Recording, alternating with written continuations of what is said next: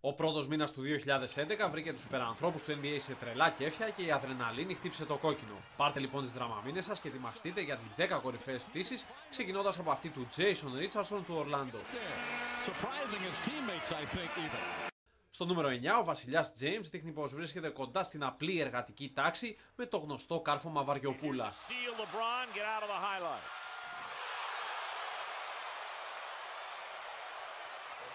Μια θέση πιο κάτω, ο Τζο Σμιθ φαίνεται πως δεν γνωρίζει το savoir vivre. Και αυτό διότι φιλοδορεί τον ούτως ή άλλως ασχημομούρη Τζοέλ Άντονι, πρώτα με μια γωνιά και ακολούθως με ένα αυτοκρατορικό κάρφωμα.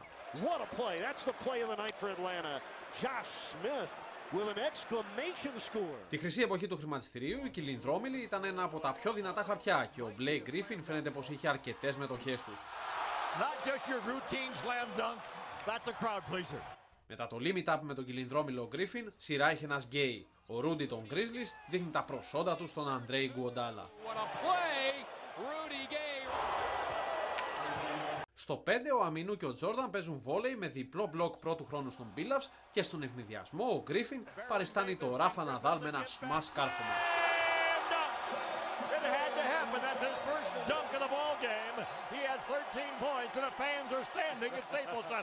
Συνεχίζουμε με ποδοσφαιρική δράση, καθώς ο John Wall βρίσκει τον επερχόμενο Τζαβέλ Μακί για ένα ανάποδο ψαλίδι στο καλάθι της Utah.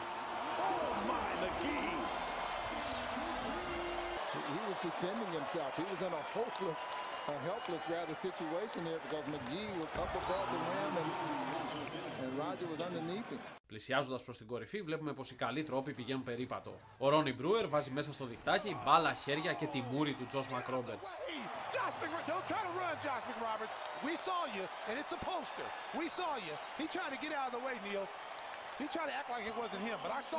Στο 2, ποιος είπε ότι οι κοντοί δεν καρφώνουν.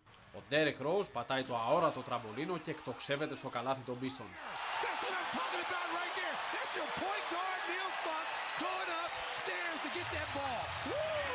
Και στην κορυφή, ποιος άλλος από τον εντυπωσιακότερο καρφωματία του NBA. Ο Blake Griffin αφήνει τους κυλινδρόμηλους και τα smash για ένα αεροπλανικό ανάποδο κάρφωμα.